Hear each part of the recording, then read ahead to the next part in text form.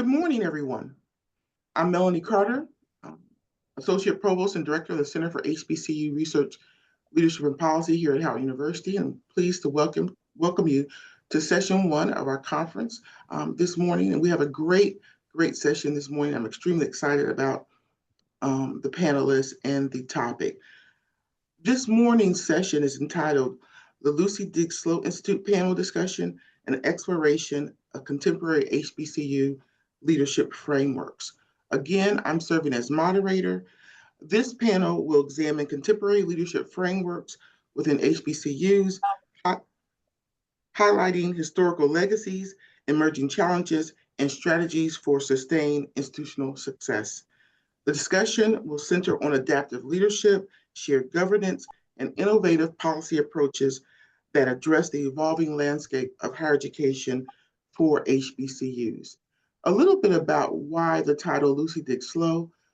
Lucy Dick Slowe, as many of you know, was certainly a pioneer in the field of student affairs and development. She was the first Dean of Women at Howard University, serving from 1922 to 1937.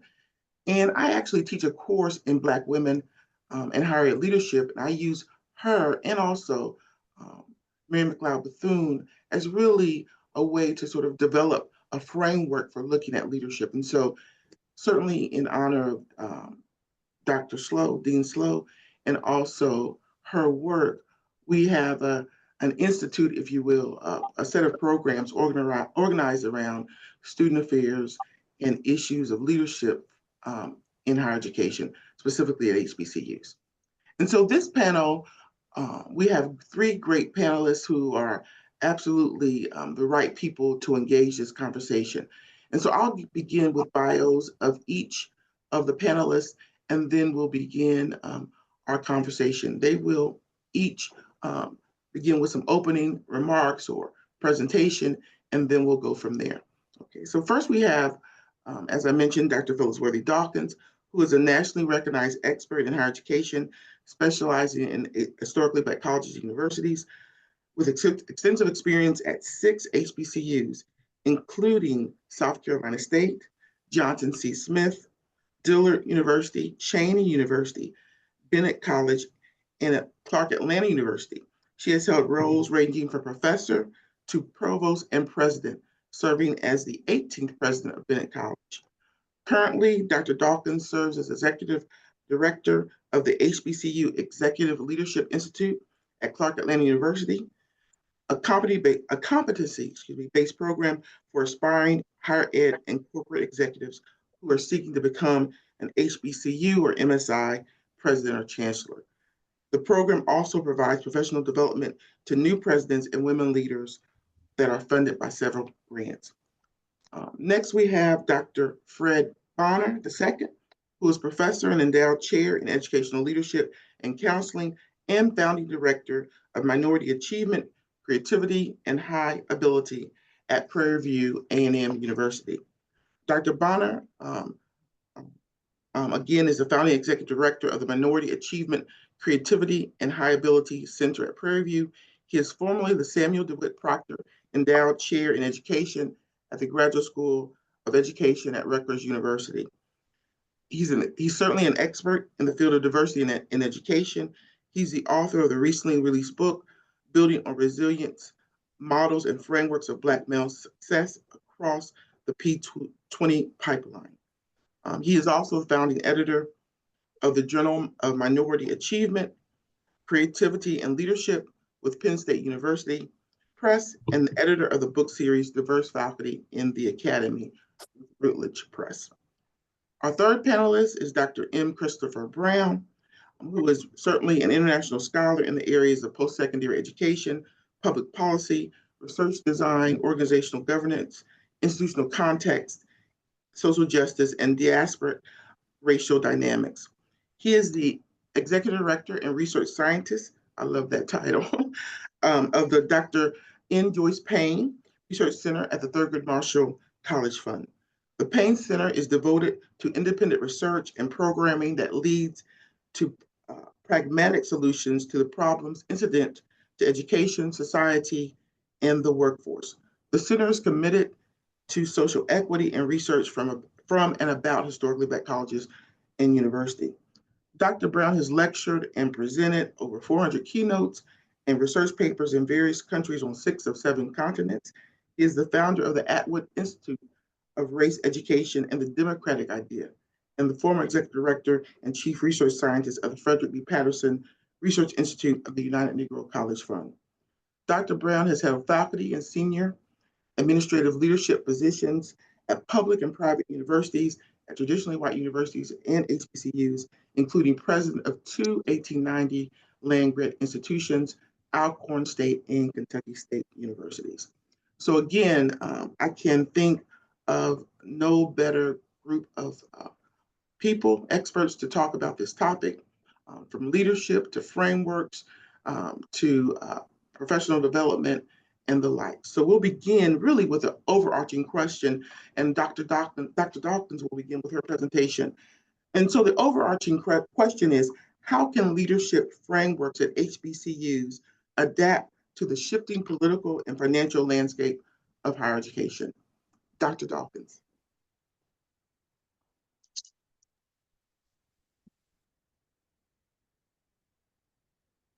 Good morning, everyone. I am Phyllis Worthy-Dawkins, as was introduced, and I am at Clark Atlanta University, and the HBCU Executive Leadership Institute is housed in the School of Education at Clark Atlanta and supported by the Office of Continuing Education. So what I want to do is share with you in the next 8 minutes our leadership model that we deliver to our aspiring presidents and our current presidents, and as well as our women leaders. So these are the agenda items I want to discuss, looking at the pipeline, looking at how we deliver our high quality competencies, and then look at models for aspiring and practicing HBCUs and MSIs, and then briefly look at some program outcomes. We built this program on this particular slide, the average length of an HBCU president. In 2017, when Kimbrough did his study, Walter Kimbrough, it was 3.3 years, the average length of an HBCU president. In 2023, a study conducted by the Center for Study of HBCUs dropped it down to 2.1 years. That's not long at all. And then if you compare it to majority white institutions, they have also received a decrease in the number of years they serve, moving from 7 years now down to less than 6 years. So what does that mean? It means less institutional stability. So what is the solution? We think the solution is to participate in the HBCU ELI program. That's the Executive Leadership Program at HBCU. In this program, we address aspiring and new HBCU leaders. We have the fellows, we call them fellows, a community of fellows, our aspiring, our new presidents, as well as our women leaders. We ask them to demonstrate and practice proficiency in real world, real time, and in the HBCU working environments. We provide coaching, and we also offer specific feedback around an adaptive problem of practice. And so what we try to do is the outcome of the program is that you leave with something in your hand that you can implement later. So this slide just shows since 2021. We started program in 2021, but years before that, there were 2 groups that were looking to create this program, and that was the Council of HBCU Presidents, and that's a group of 23 presidents that retired in the city of Atlanta or the Atlanta area. So in 2021, we started with 138 registrants. And if you go over to the cumulative side, I'm just going to move through this quickly. We've had at least 538 people to register for our program. Applications submitted 266. eligible 217 because we're highly selective, and fellows selected over the 5 years 168, with 55% representing females, 45% representing males. And this year we have the highest. If you look at the 2025 column, that's where we are today, with 51% males this year. And then you look down at the bottom, the number of people that have progressed and have completed the program overall. Over 91% of the people complete our program. Actually, yes, over 91%. And inducted into the Alumni Society because they never leave us, 118. Okay. This basically shares a comparison of 3 years of data based on how many people in the program affiliated with an HBCU, gender, race, and job titles at the time of selection. So as you can see, 89% have been affiliated with an HBCU in 2021. If you drop down to 2023, that's evenly split, not evenly split, but 57% either have been employed at an HBCU or a graduate of an HBCU at 62%. And in the cohort, you'll see a number of fellows that represent CEOs of corporate or higher education, vice presidents and provosts. For the community of fellows, is anyone at the dean's level or higher, and it also include corporate people from majority white institutions as well as from HBCUs. So this is our program evaluators summary slide for the 2024 Community Fellows. Once again, 61% of fellows selected were females, okay? And then in 2024, you see the breakdown according to the positions that they hold. And in 2024, 17 HBCUs were represented. Here's another slide that continues that demographic and shows you what we are all about. Okay, just want to talk to you about our competencies. Our competencies represent the knowledge, skills, and dispositions that any president should know. And this is the most important slide of all. These are the competencies we deliver to the HBCU fellows. And they are 13 competencies. We start off with 16. We validated and conducted iterative reliability on the 16, and we selected 13. And then you'll see numbers in these cones. On the right side, you see competencies that says HBCU executive competencies.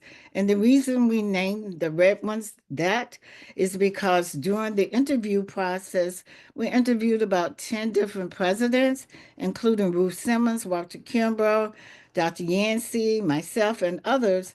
We kept saying, and these are the things that every HBCU president needs to know. And those are in the red cones. So if you look at the ranking of the 13 competencies, you'll see navigating board governance as number one. And we all understand that.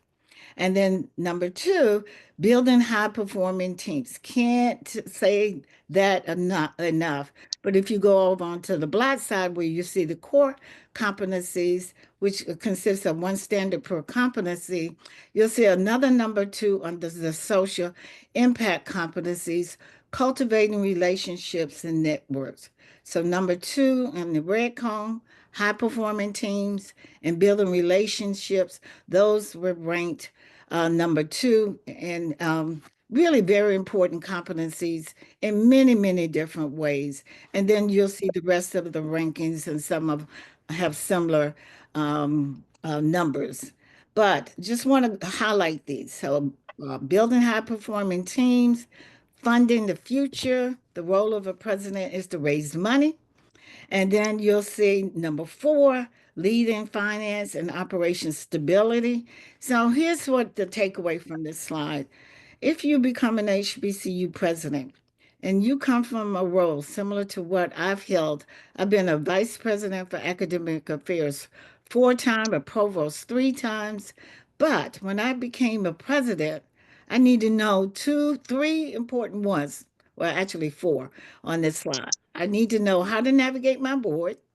I needed to know how to build a good team because who you bring in, whether you're a president, whether you're a dean, whether you're a provost, who you hire determines your success. Okay.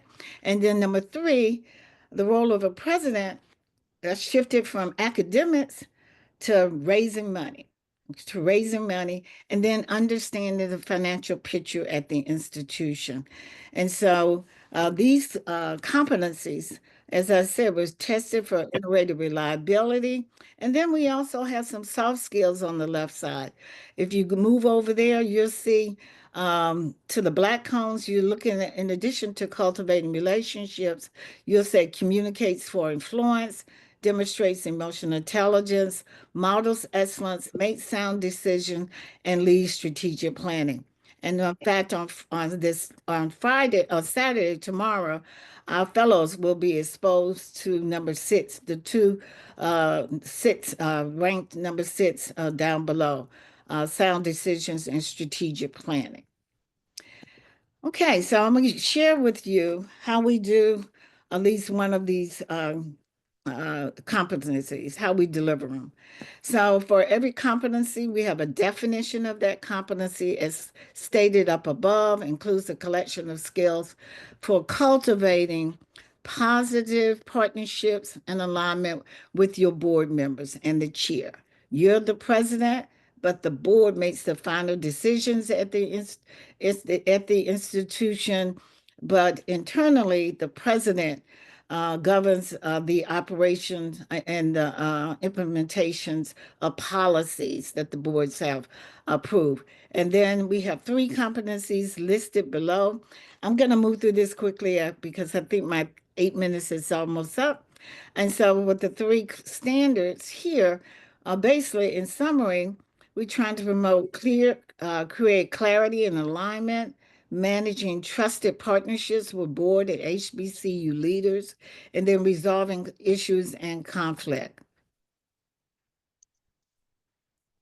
Let's see. Okay. And then we have also a rubric, and we aim for the proficiency level with our fellows as they go through a 6 months process. And then once again, our low residency program. So we're 6 months virtually from January through April, or January through June, and then they come into the CAU Center for a low residency component for 3 days, and then they also exposed to micro credentials. And so these are the 3 areas that we make assumptions in terms of how we deliver our leadership model. If you look at the round circle, the virtual seminars, the coaching and mentoring, and then the applied practice where they define a problem they're trying to solve at their institution. So with that, I am just going to say with this last slide here that this is a micro-credential component. There is a micro-credential component. Right now we have 2 micro-credentials, educating for racial and social justice, and now we're working on leading finance and operation stability. And we also have navigating board governance. The finance and operation stability is the one we're developing this year. And so they get a seal. They also, at the completion of the program, they receive a certificate, and they also receive higher education credit for participating in the program. So with that, I'm going to stop because I'm sure my 8 minutes are up. Okay. Well, that was great, Dr. Worthy-Dawkins. Certainly, I can't wait to ask some questions because, again, a compelling framework, and really you've operationalized what we seek to find out. So thank you so much. Now we move to Dr. Bonner for that overarching sort of question. Excellent, and appreciate all of Dr. Dawkins' wonderful comments. She's always quite brilliant, so I appreciate that. And thank you so much for the opportunity to participate on this panel. So I want to start my conversation about frameworks frameworks have been so instrumental in everything that I have done across my career, but particularly since I've gotten into academic leadership roles, serving as a director of a center, serving as an endowed chair, serving as a regents professor. So I have an appreciation for frameworks. I tell my students all the time that what how do you hang together who you are and what your work is, particularly your research? I have a session that I do called Framing and Maintaining a Research Agenda. And in this session, I help faculty to understand what it is to, folks say, go forth and do research, but what does that mean? So this particular forum, I presented at Thurgood Marshall, um, several institutions, but the core of the session is to help faculty to understand. When I gained full professor at Texas A&M, I immediately was pulled into administration into the role of associate dean of faculties. So I had to very quickly move from understanding what tenure and promotion meant at a very local level, higher education administration, my field. But now I had to understand what tenure and promotion meant for everything from anthropology to zoology, aerospace engineering, veterinary medicine, small animals, large animals. So it was a huge undertaking, but I was up for the challenge. But I said, what would be the thing? How could I come up with some type of ecumenical training that spoke to the middle? What is it that hangs together? What framework, speaking of frameworks, what framework is across the board for all different areas, all different disciplines? And I thought, well, the triumvirate. I don't care what your field is, the framework that guides what we do, particularly as faculty, is always going to be teaching, research, and service. So what I very quickly pulled together was this session, this training that I would take all across the campus. Like I said, I went from just being concerned about my research agenda to now I had to be concerned about, 3,500, 4,000 full and part-time faculty, their research agendas. So teaching, research, and service is always, I don't care if you're at Prairie View, Wiley College, Harvard, Notre Dame, Princeton, you have to speak to excellence in those areas. And depending on the type of institution you're in, and particularly since I was in a research one, I had to help faculty to double down on that all important, that quintessentially important topic of research. So framing and maintaining a research agenda became a session, a framework for faculty to help them to negotiate and navigate the system and not only getting tenure and promotion, but just understanding what this research enterprise was and what it meant to have a clear, concise, and logical approach to explaining who you are by way of research. So that was one of the frameworks, that is one of the frameworks that's very, very instrumental in the work that I do, whether it's leadership, particularly leadership on the academic front. Um, so another model, another framework, I was formerly the Samuel DeWitt Proctor Endowed Chair at Rutgers University. And when I got the Proctor Chair, I left Texas A&M to go to Rutgers for that position. And one of the first things that I had to do, that they have you to do, is to basically give your swan song, introducing you to the Rutgers Society. So they had the big banquet, got to fly a lot of people in, had people from all over the country there to hear me talk about what it meant, what my plan was for the Samuel DeWitt Proctor Endowed Chair. So I read everything I could by Dr. Proctor. I mean, I'd been familiar with his work, but I watched the videos, I read the books, I looked at the blogs. And I ran across this short little sermonette. And literally it came like days before when I was pulling together the PowerPoint. And I found this short sermonette titled The Scratch Line. And the scratch line, and I used it, talking about frameworks, I used it as my conceptual framework, my theoretical framework for everything that I did. And in that scratch line video, Dr. Proctor talked about how we are all born into this world with a debtor to everyone. He said, we were born into this world owing everyone. He said, but here it was, he had a mother, he had a father, he had a grandmother who was a slave in Chesterfield County. So he said, everything's smiling on me. I had books in the home. I had parents that would read to me, Apple Lord Tennyson, Paul Laurence Dunbar. So all this stuff smiling on me. And here I was, a debtor to everyone. I started life well above the scratch line. So many people start life well beneath the scratch line. He said, my buddies up the street, all this stuff I had, they had none of that. So it is our role, it should be our role to ensure that we're helping everyone to move up above the scratch line where we are. That was the framework that set the world on fire for me during my time at Rutgers. Because everything that I did, I used the scratch line as my conceptual framework. I brought African American males to Rutgers, all STEM majors, and I called it Moved African Americans Beyond the Scratch Line in STEM. I brought HBCU. This is when I first met Dr. Melanie Carter. In her brilliance, it was wonderful having her there. She was one of the 10 or so HBCU deans that I brought to Rutgers. So when I did the research, I found that when you look at, we know that there's a scant number of Black teachers in this country. We have a paucity of Black teachers. We get that.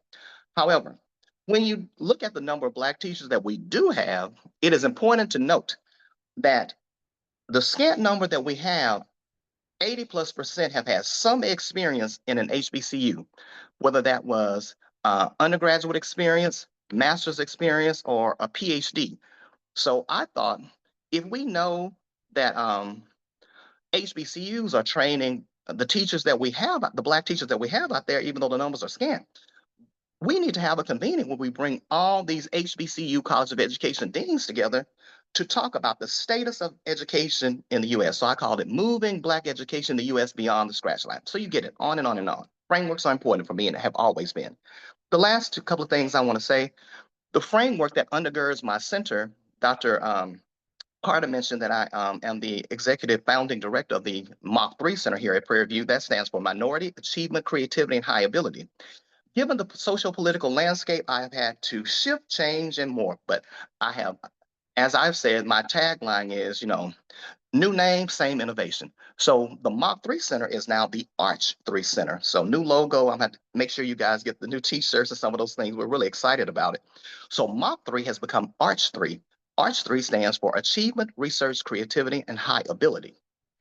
And the narrative that I wanted out there for everyone is that when I was asked to scrub the stuff that we were doing, scrub it of DEI, I said, that's not going to be very difficult. They said, oh, well, you take a week, take a month, whatever you need. I said, no, I'll have this back to you in 30 minutes. I said, what do you mean?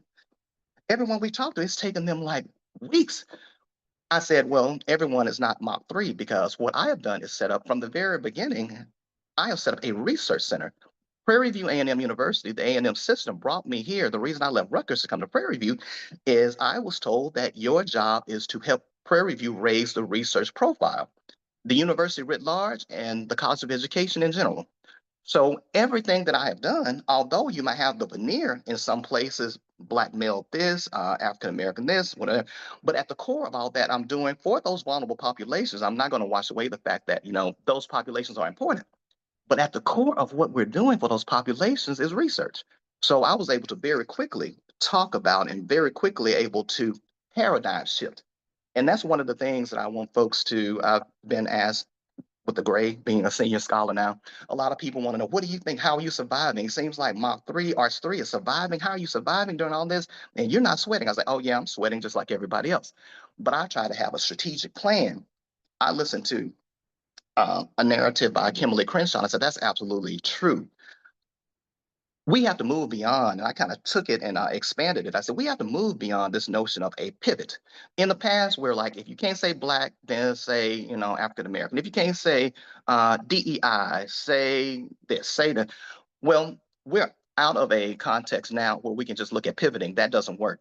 We have to look at having a paradigm shift. So the conversations that have to be at a deeper grassroots level, because what's being attacked are the paradigmatic foundational principles. So that is going to require an evolving framework. I'm actually working on something related to that now. So, and the last things that I want to say is that my center is like, when you think of frameworks and models, we are like a Brofenbrenner's ecosystems perspective.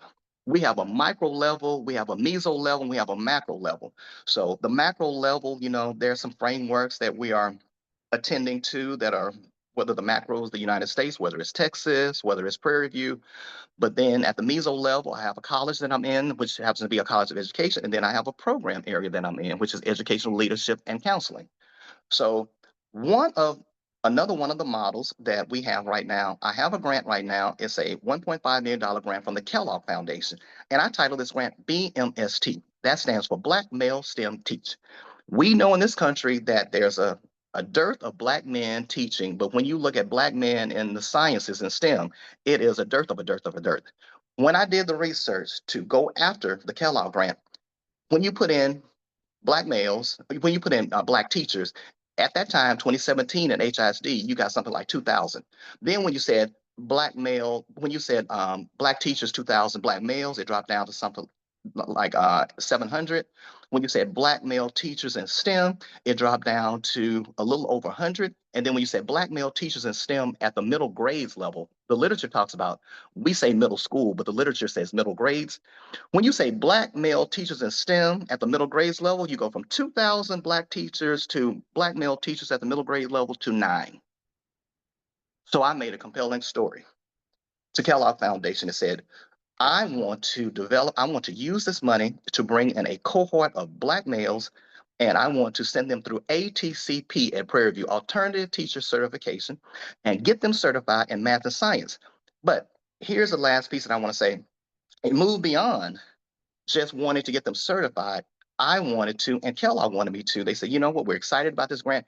We don't want you to do what people typically do. Get the money, just go and run it, whatever. You could do that, spend the money, whatever, and get it done, and you satisfy the grant check. It has to be bigger than this. We're giving you this money at Prairie View with Black Male STEM Teach. We want you to develop a model. Basically, they're saying they want me to develop a framework because if this work is too important, we need to be able to take what you're doing there in the HISD and replicate that to institutions and schools in Florida, school districts in Dallas, school districts in Austin, school districts in Lafayette, school districts in Baton Rouge. So we have taken our time, and I'm so sorry that I didn't get the colleagues. I had a very, very short clip, but anyway, I will make sure that these wonderful conveners of this great session have the very short video clips that we did of BMST. But the beauty about Black Male STEM Teach, and I'm going to close here, is that Black males can go through, of course, an alternative teacher certification program there. So there are 1,000 of them out there. There's one on every corner, one every online, synchronous, asynchronous. What makes BMST different is the fact that you're not only learning to become a certified teacher of math and science, but you're becoming a certified teacher of math and science who also happens to be Black and who also happens to be male.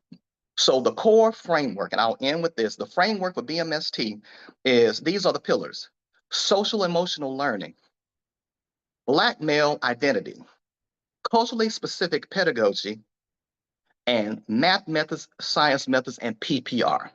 So we have, again, I'll make sure you get the video. We have a very little short schematic that shows how all those elements hang together. And at the end of the day, what we're trying to produce is a Black male STEM Teach certified graduate. So I'll stop there. Powerful. You talk about a primer on frameworks, Dr. Bonner. Outstanding. Okay. Absolutely. Wow. And please share the information. We will share it. Certainly, all of anything that the panelists want to share with us that we can share with the attendees and beyond. We are happy to do that. So, Dr. Absolutely. Brown. Thank you. Thank you. Dr. Brown, you're next. Thank you. Delighted to have this opportunity to share my thoughts with you. I regret, and I'm not to that PowerPoint yet. Thank you. The opportunity to share my thoughts with you. I am last before Q&A, which puts me in an unfortunate situation because all of the presentations have been exhaustive discussions. I anchor very clearly. I'm a former elementary school teacher by training and a student who always brought home S's for satisfactory. And so I want to follow the assignment very narrowly before we get to Q&A. I was specifically asked to talk about some of what you've heard in terms of leadership frameworks and HBCUs, historical legacies, and emerging challenges in the leadership framework, specifically the HBCU presidency and its surrounds. I was particularly excited for two reasons. One, because this session named for Lucy Slowe made me go back and reflect on some work by Linda Perkins out of Claremont. And Lucy Slowe wrote this, and I wish I'd put this in the PowerPoint. She said that the world should be a place, and this is where I'm going to hang my hat on the leadership discussion, where everyone, quote, strove for professional achievement and personal fulfillment. That's end quote. That they strove for professional achievement and personal fulfillment. And this is long before FOMO and fear of missing out. This is long before work-life balance conversation.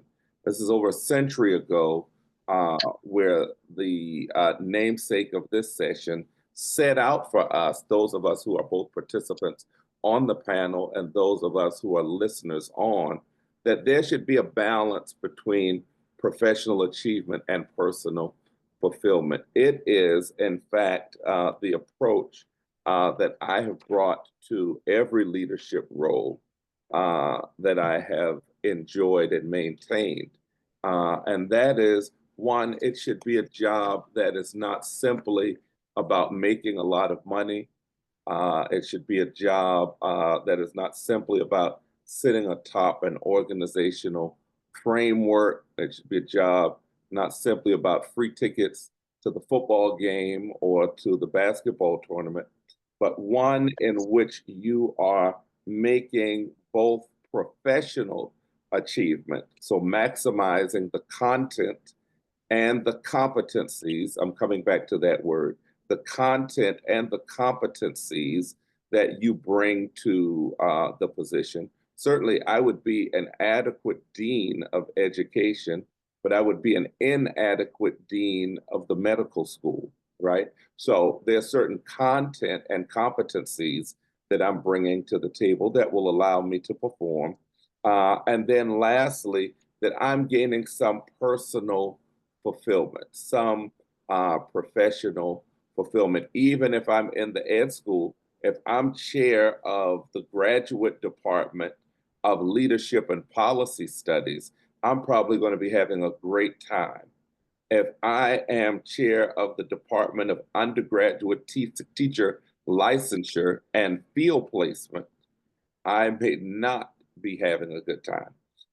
And so how do we balance that, and how are those implications brought to bear?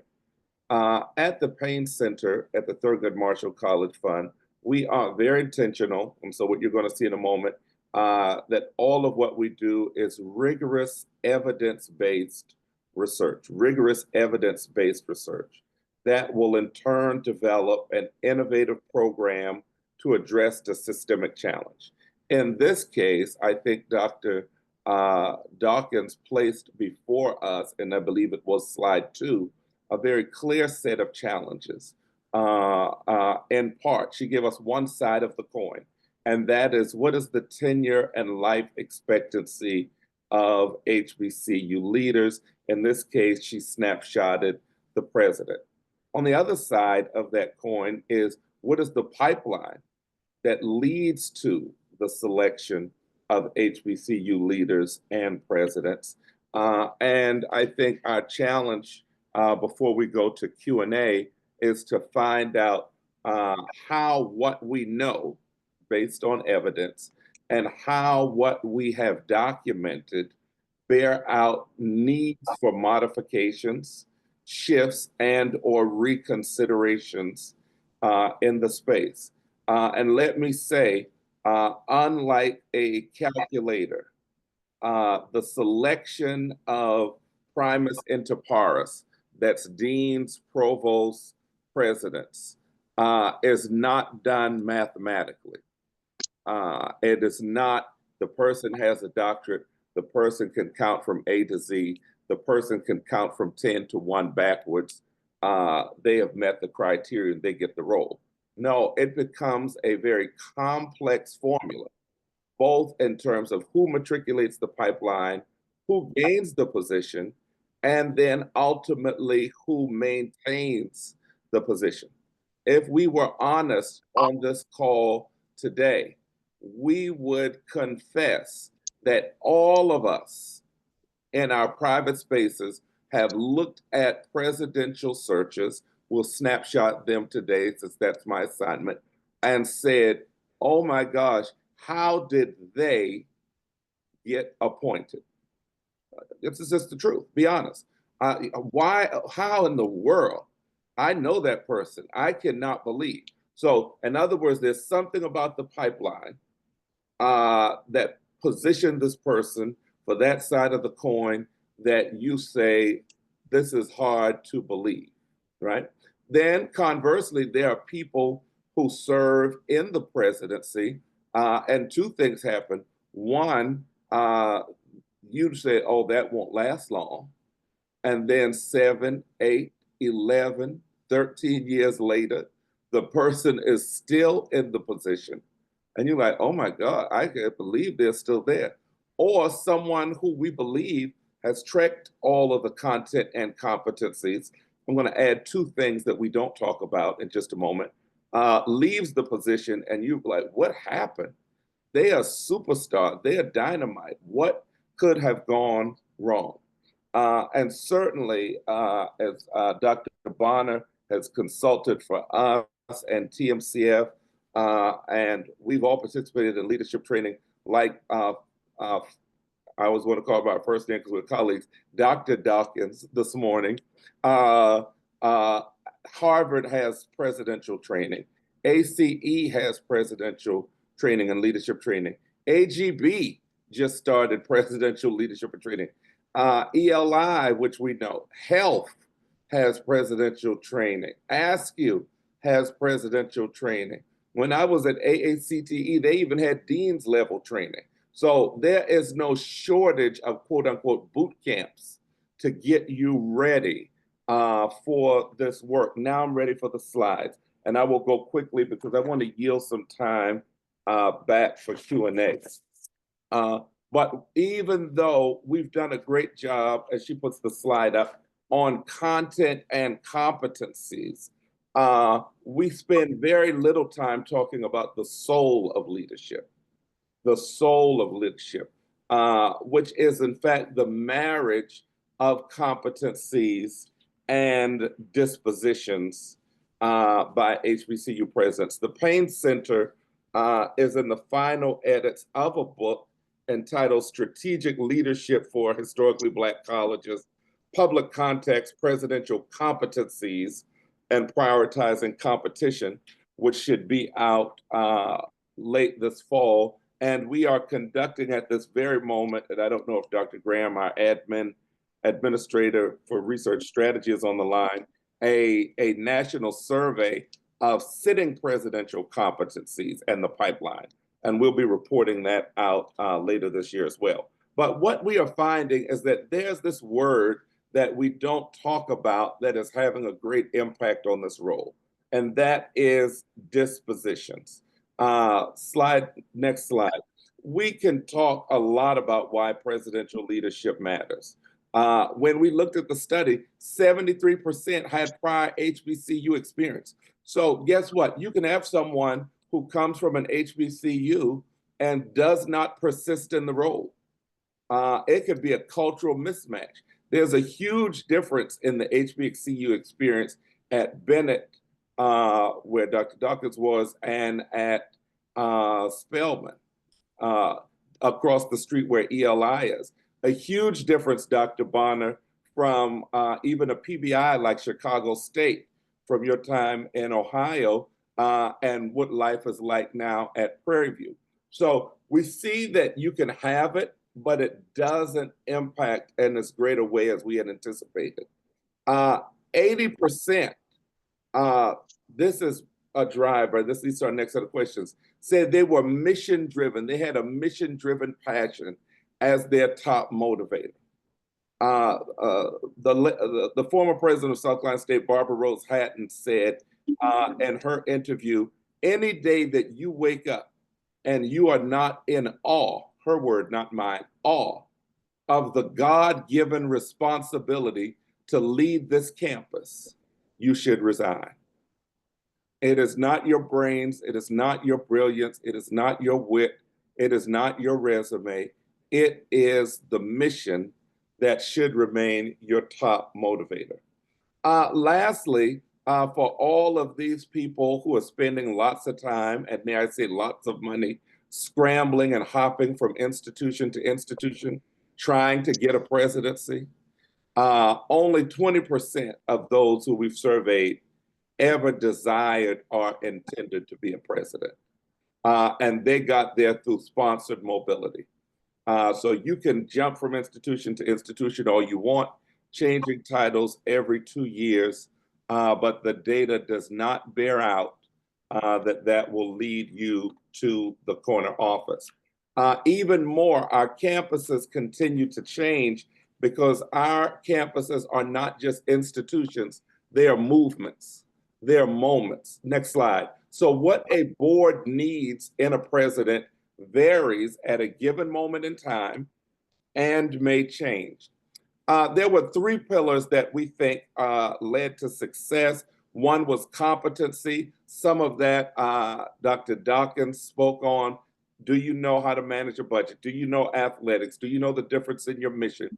Do you know how to engage the board? But then there was the second one. Did you have what we call a gravitas? Could you work well with the alumni? That's not in the job description. Can you work well in town and gown? The people around you who want to build a strip club on the back corner of your campus, a fried chicken joint at the front gate of your campus. How do you serve as the face of your institution? And do people like you? Are people willing to work with you? And lastly, do you have this unshakable passion? We found that those presidents, and these are pseudonyms, that expressed an unshakable passion to plant where they were bloomed. That means they just stuck a place a long time before they became a president, whether it was there or elsewhere, tended to have a tenure of at least 5 to 7 years, which was double what we heard was the challenge at the beginning. Next slide.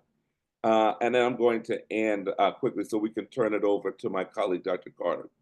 We also learned, and I say this all the time, sometimes someone work will say something they're doing which is very hard, and I'll quote my former president, Hazel O'Leary, when I was her provost at Fisk, I'd be stressing over something, and she'd say, "M, that's why we call it work." You know, no one has hired you to just come to your office, sip coffee, go to lunch, go to a meeting, and go home. These jobs, in fact, require work, and one of the #1 responsibilities is crisis management.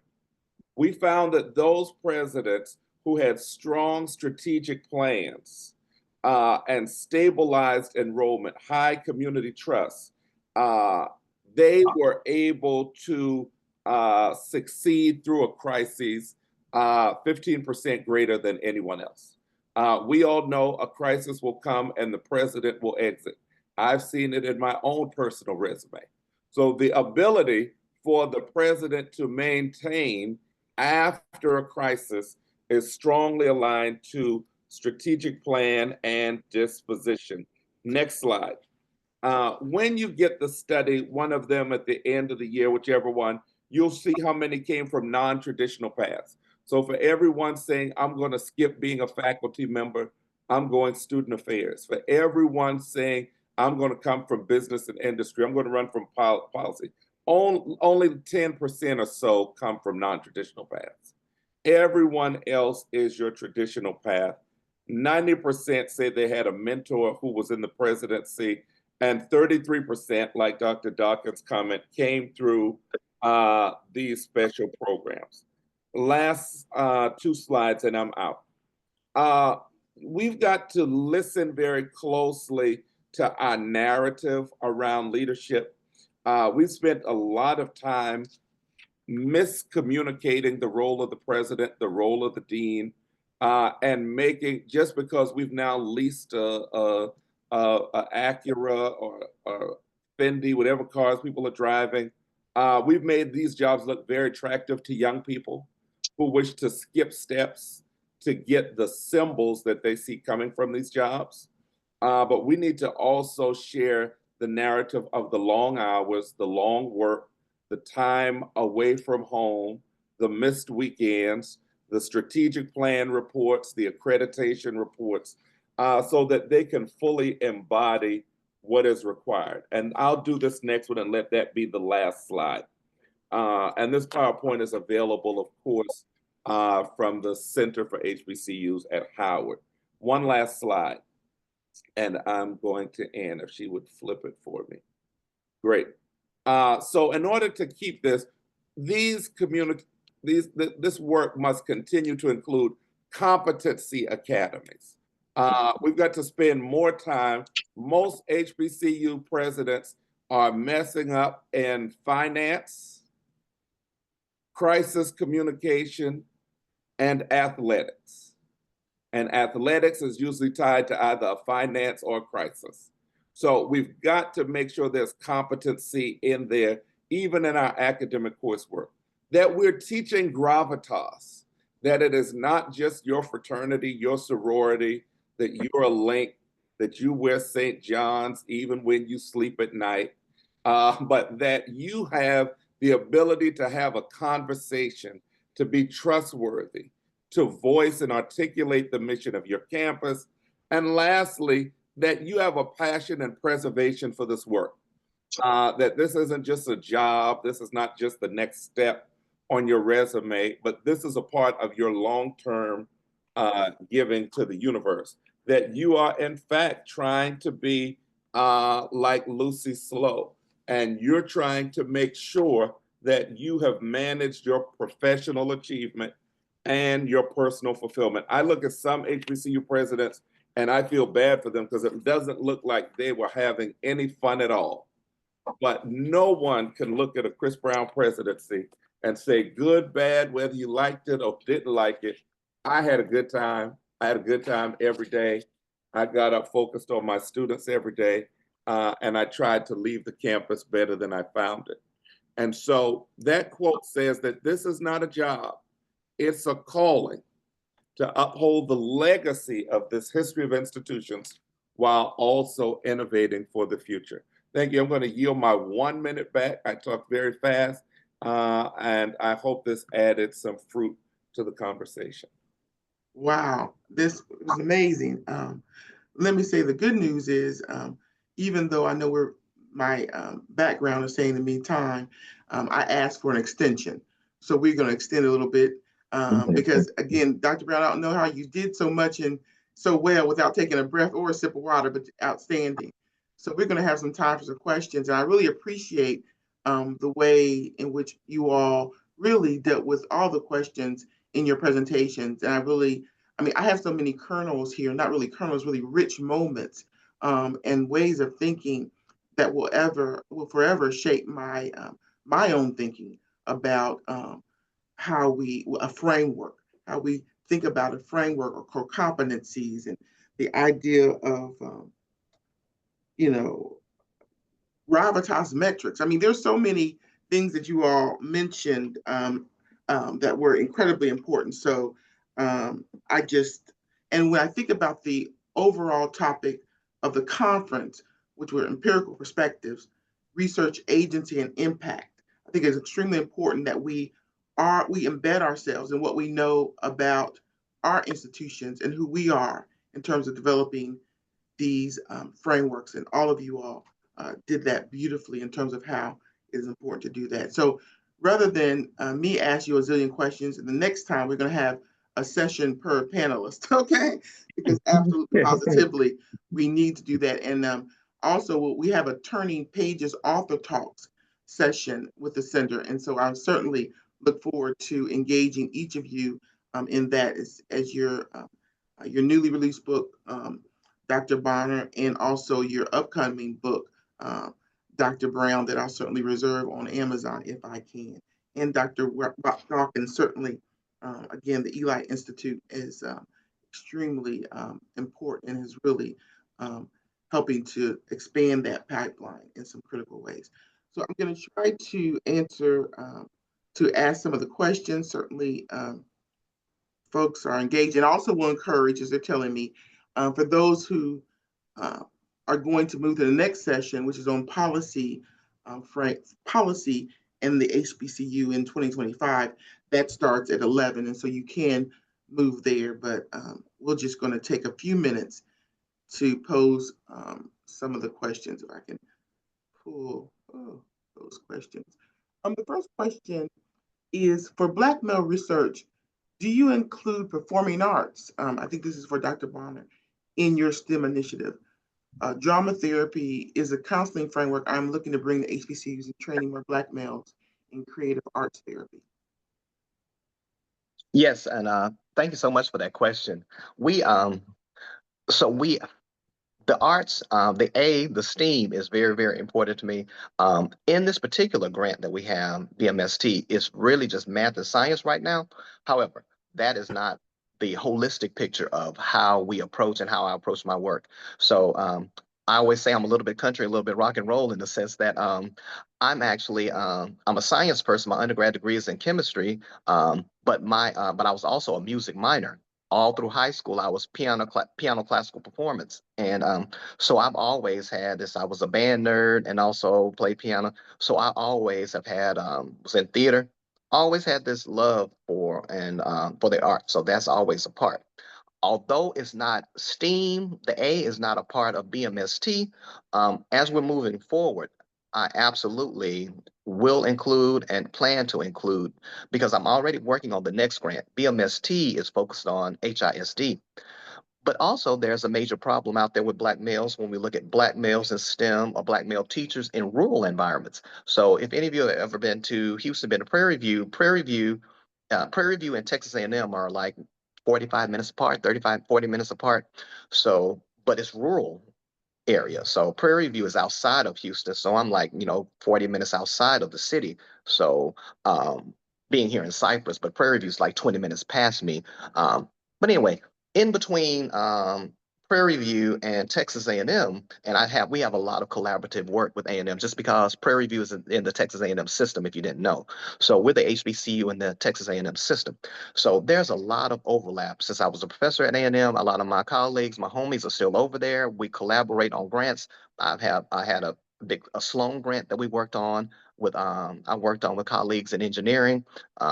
So I say all that to say that the next grant, I want to focus on STEAM, Black males getting Black males certified in STEAM, and it's going to be BMST, BMSTEAM, looking at STEAM -R in rural environments, because we know that we ignore when we think of even the small number of Black teachers, male teachers that we might have in STEM.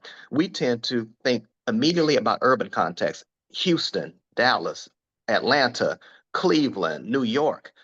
But you have most of this country is like the hinterlands. I mean, it's these rural environments. I was born and raised in a small town in East Texas, Jefferson, Texas. So right 15 miles from Wiley College. So over there in that corner, close to Shreveport, Louisiana. So, but my high school, the year that I graduated, it was the largest back then, a long time ago. So in the 80s, it was the largest class that my high school had at that time, and it was 100 people. So, so I come from a town at that time, 16, 17, 1800, less than 2000. So there are many folks, their high schools are bigger than my whole town. So we have to focus on the A, absolutely, the STEAM, the arts, and we also have to shift our focus from just looking at the brothers who are in the Houston and Dallas and Atlantas. What happens to those who are in Valdosta, those who are in those smaller areas? Because those small towns are struggling even more with having Black male teachers. I would say to you, do this little exercise. Look around you at some of not the cities, but look around at some. You can look at the city too. So start there, but then also look at some of those small towns that are in a contiguous area around wherever you are out there in the atmosphere, in the hemisphere. So look around at the smaller schools, the rural schools, and find out how many Black male teachers you have there in science. Great, great. Thank you. We're going to have two questions in the next We're going to wrap it up so some people can go if they would like to. I don't know, they'll probably could sit here all day, but we're going to do two. And this question is, HBCUs tend to reset by recruiting presidents in sort of a pendulum swing manner. Alumni to non-alum, traditional educational background to non-traditional. Have you noticed? I can snap that one and get out the way. That's correct. Mm-hmm. And I say this with the highest respect because I love my industry. We spend a lot of time catering to the wishes of the constituent voices on our campus at a given period of time, which is different than, back to what we've learned from the study, aligning ourselves to our strategic plan and historical moment. And my textbook, Organization and Governance in Higher Education, I say the president of the university should be the embodiment of the board of trustees' best understanding of what is needed for that campus for a specific window of time. Whether the alumni want that, whether the governor wants, the board should be able to say, these are the 8 things we need, and we need someone to come and do it. So we've got 2 things. One, we've turned all of academia into careers, right? It used to be, presidents, and if you look at the greats and maybe the Ivy Leagues and the AAU campuses, their presidents run on 5 to 8 year cycles, barring a sickness. In other words, this is where we are in the history of this campus. We need buildings. We are not bringing in an English professor who's a Chaucerian who can help us rise in the Phi Beta Kappa ranking. No, we need a fundraiser and somebody who knows how to build buildings. Once the buildings are up, now we may need to redo academics. So we're not going to get a fundraiser who wants to be out on the road every day, because no, we need someone here on campus fixing the academics. Now, when we finish that, we're going to get a fundraiser. And they're very clear on what they're getting, why they need the person, and how long. Sometimes they won't finish a campaign, and they'll ask the person to extend for 2 years until we finish the campaign.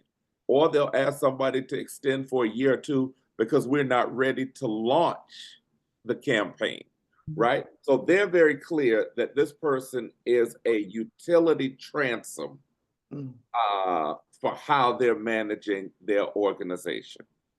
And our campuses sometimes get really caught up on, well, the last 3 presidents didn't do, quote unquote, what we wanted, whatever that might be. We need an alum. We need somebody from here who knows there. It's always men. We've never had a woman. We need a woman, right? And all of those identities are great to have at any time. Love them. But you want to make sure that the person can fulfill that niche. I will give a campus a shout out, which is very rare for me to do publicly. And I'm speaking as an individual, not as the director of the center. One campus that I personally feel does an exceptional job of aligning the board management to the strategic plan, to the presidency, is Spelman. And if you look at their clock, it's a 5-year clock. Each of the people that they choose is different, and they do different things. One came and did fundraising. Janetta did great fundraising.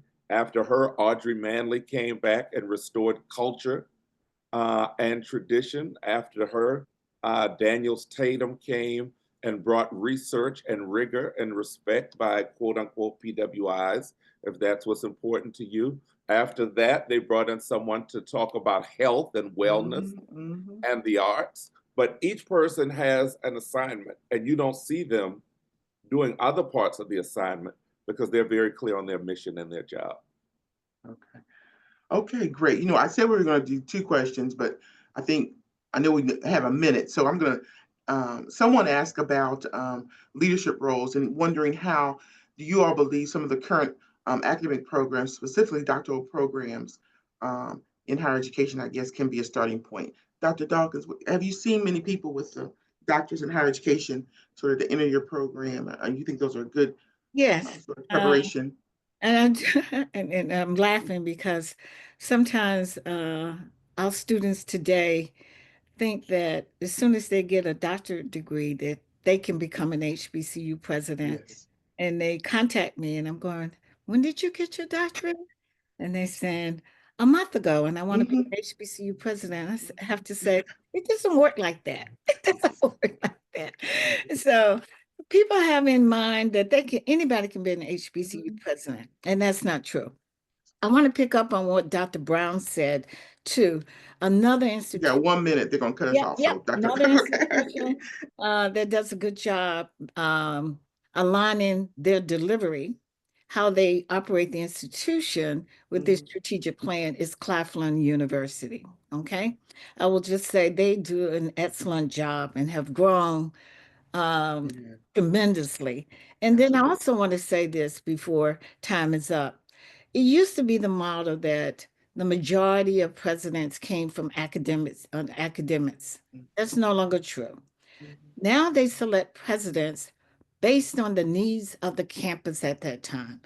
So you will see someone, if they have an enrollment problem, they will select a president with enrollment background. If they have a fundraising problem, they select a president that has a fundraising background. So the traditional, only 30% today come from academics, okay, from the academic area. And then there's a trend, especially in the publics, that most of the presidents come from the system. If you work in the system, you can become a president, a public president as well. And the other trend now is that many board members want to be president. Okay. Well, so I want to end on that note. Yeah, we'll end on that note. All I have time to say is thank you. This was amazing, amazing, amazing. And thank you all so very much for a great session. I've learned so much. We all have.